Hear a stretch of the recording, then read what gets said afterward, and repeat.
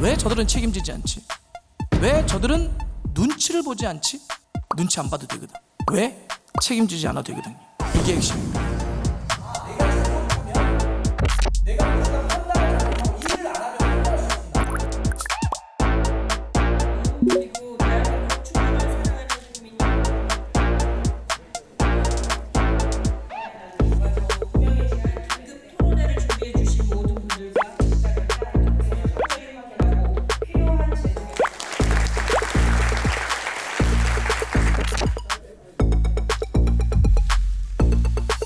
이번에 그러지 않아서 슬프네요.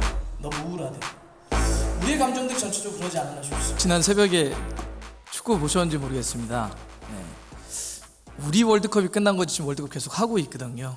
월드컵 되게 재밌습니다. 지금 지난 새벽에도 아르헨티나와 이집트 경기가 있었는데 저도 밤새 지금 보고 오느라고 목소리도 좀 쉬어 있기도 하고 좀 피곤하기도 하는데 진짜 이런 게 월드컵이구나. 야, 메시는 정말 축구 잘하는구나. 결과라는 걸 떠나서도 좀 이렇게 찌릿찌릿 뭔가 좀 감동받을 때도 많고, 그래 스포츠는 참 멋진 거지. 선수들이 멋진 근육을 가지고 뛰는 것도 멋지지만 이런 서사가 비춰질 때 훨씬 더 멋있구나. 이런 걸 다시 한번 좀 느꼈고, 뭐 아르헨티나와 싸웠던 카보베르데도 대표적이죠.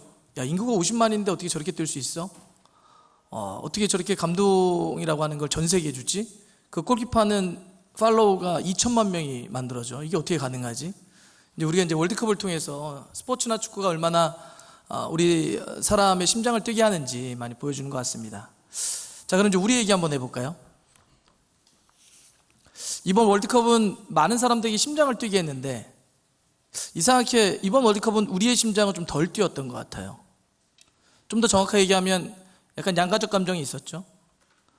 하나의 감정은 월드컵이고 우리 대표팀이니까 잘 돼야 된다, 이겨야 된다, 16강 넘어서 8강까지 가자 라는 마음이 있죠. 하지만 그 반대편 마음 한 곳에는 그동안 협회가 했던 걸 보면 좀 미워, 좀 혼났으면 좋겠어, 이번 기회를 통해서 정말 한번 크게 바뀌었으면 좋겠어 라고 하는 회초리를 드는 마음이 있습니다. 이런 양가적 감정을 갖고 우린 다 이번 월드컵을 봤습니다. 좀 생각해보면 좀 슬프죠. 월드컵과 축구는 그냥 그 자체로 우리가 심장이 뛰는 것이고 2002년 월드컵을 이야기하지 않더라도 참 멋진 우리에게는 시간들이죠. 제가 어디 방송국에 출연을 위해서 분장실에서 분장을 받으려고 기다리고 있는데 그 분장을 하시는 분이 그러시더라고요. 저 요새 너무 슬프다고. 그래서 왜 그러시냐고 그랬더니 우리의 일상들이 다 누구나 다 팍팍할 때가 있잖아요. 힘들 때가 있습니다.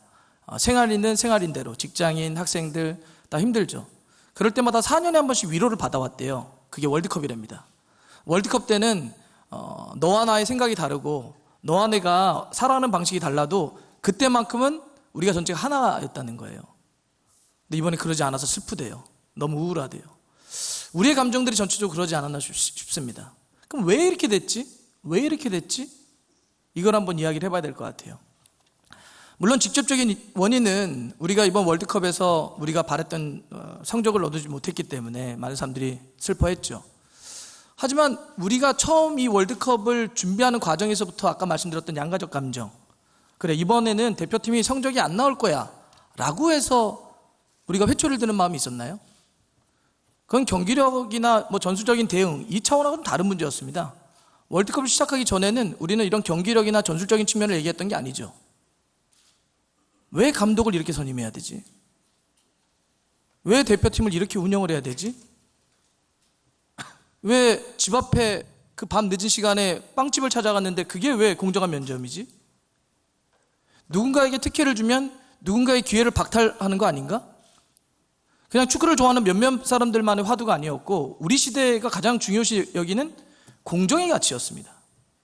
공정한가에 대한 물음이었어요. 정의로운가에 대한 물음이었습니다. 많은 사람들은 공정하지 못했다고 했던 거죠.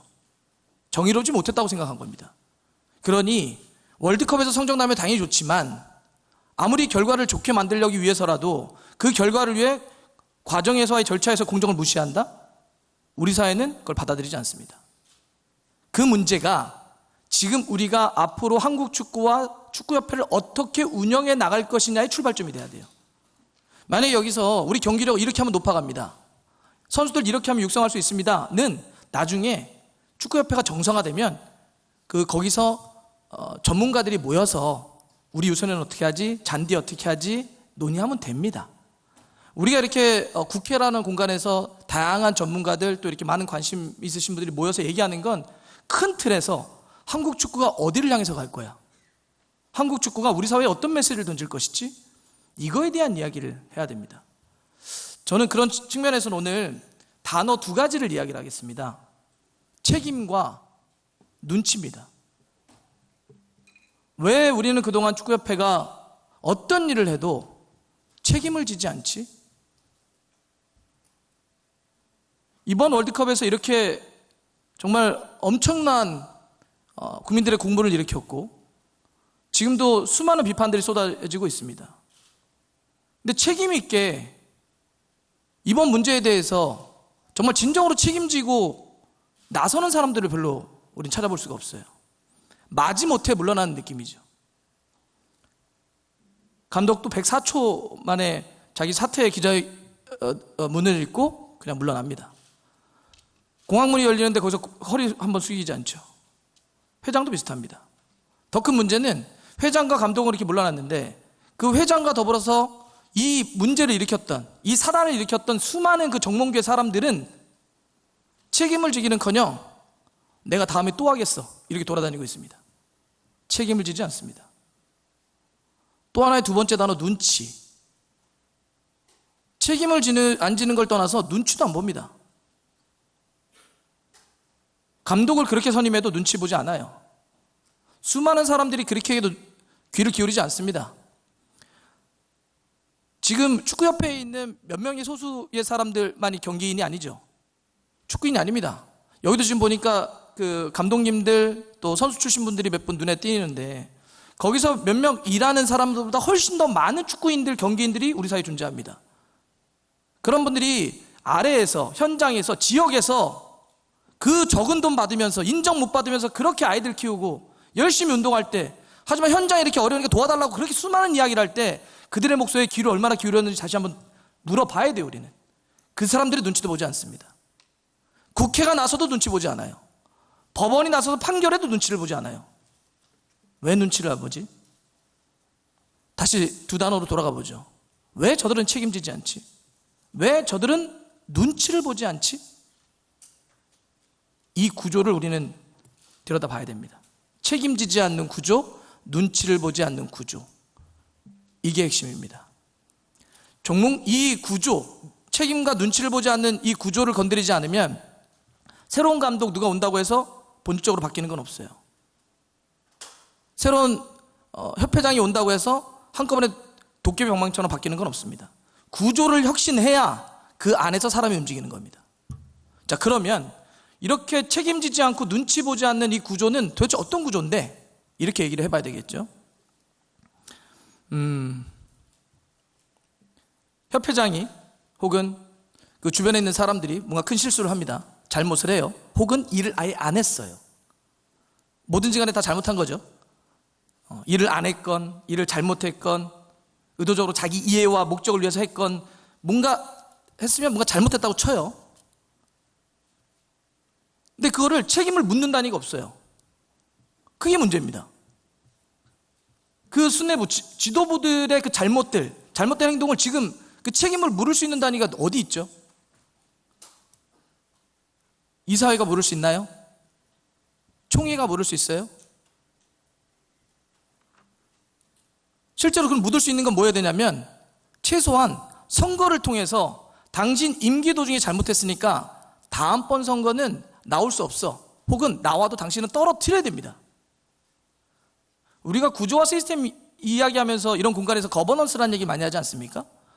거버넌스가 이제 어려운 말이긴 하지만 그냥 쉽게 얘기하면 의사결정 구조를 투명하게 하는 겁니다. 그다음에 잘못을 하면 책임지는 거예요.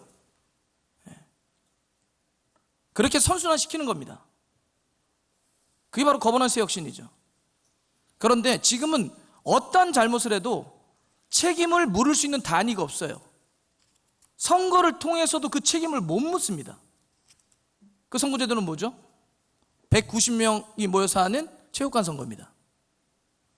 지난 정몽규회장 4선에 당선됐을 때 다 기억하실 거예요. 득표율이 86%입니다. 놀랍지 않습니까? 모든 국민들, 저희가 그때 당시에 여론조사 기간에 물었습니다. 우리나라 국민들이 정몽규 회장에 대해서 어떻게 생각하는지. 80% 이상 90% 가까이가 정몽규 회장 그만하라 였습니다. 당신 문제 많다. 당신으로서는 안 된다. 무능력하다. 승부조작범을 그렇게 사면하는 게 어딨냐 라고 책임을 물어서 당신 그만하라고 했죠. 그런데 190명이 모여서 선거를 했더니 국민의 여론과 정반대의 결과가 나옵니다. 민심이 완전히 왜곡돼서 나옵니다.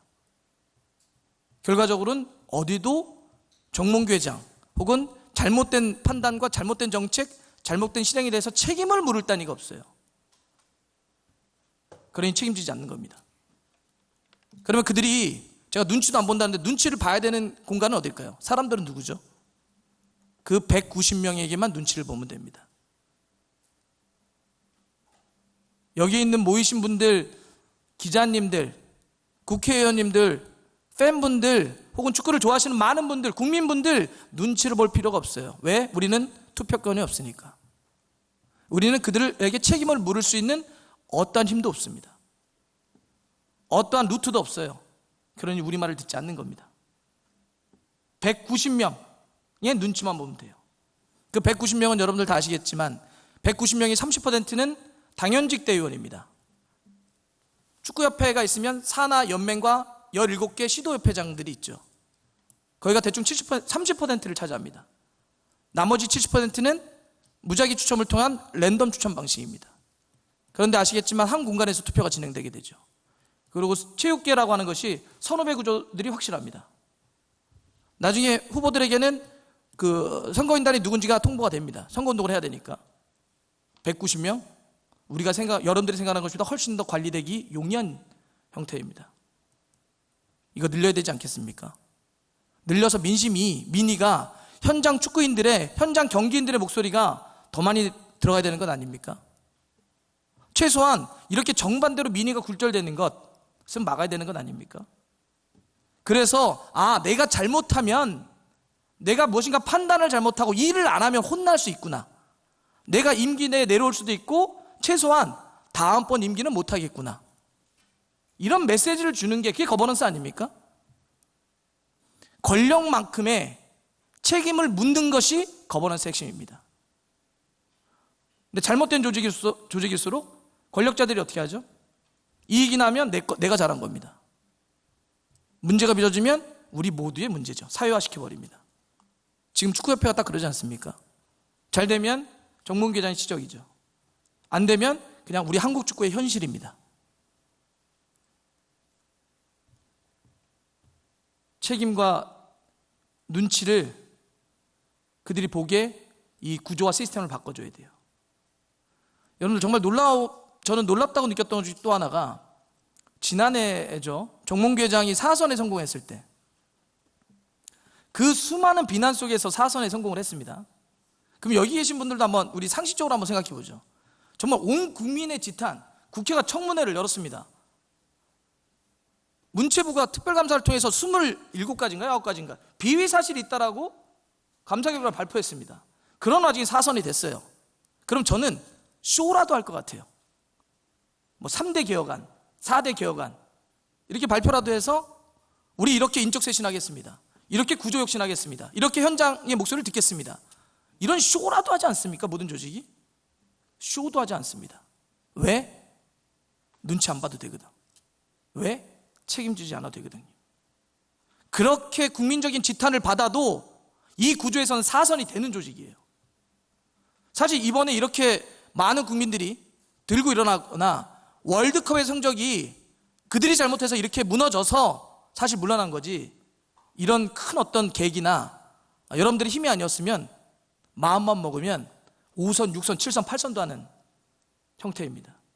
이 구조를 깨야 됩니다. 저는 아까 김재원 의원님이 말씀하셨던 거에 전적으로 동의합니다.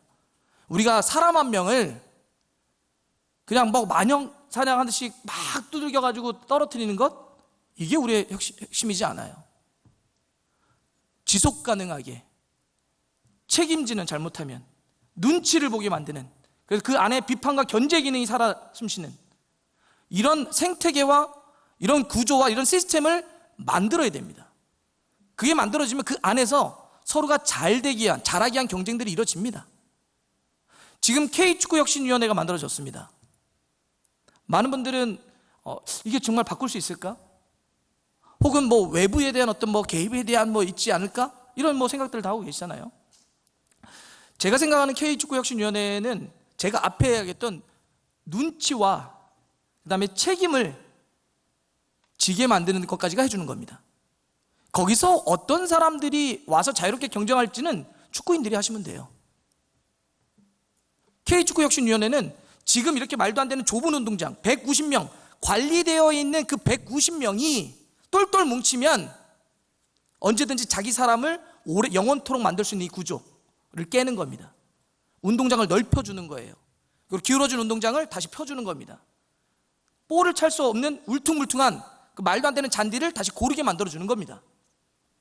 그게 바로 그런 조건, 컨디션을 다시 만들어주는 것이 K축구혁신위원회가 하는 것이고, 그 운동장이 평평하고 넓어지고 좋아지면 그 위에서 뛰도는 건 바로 축구인 분들이 하시면 됩니다. 경기인 분들이 하시면 돼요. 그럼 나와서 거기서 자유롭게 경쟁하고 더 잘하기 위한 경쟁을 하면 됩니다.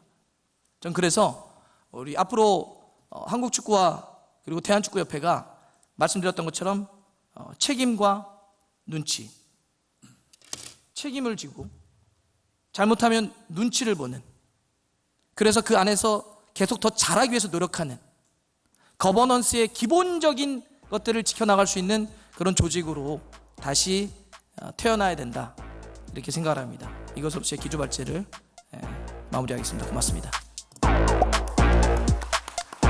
네, 박문성 해설위원.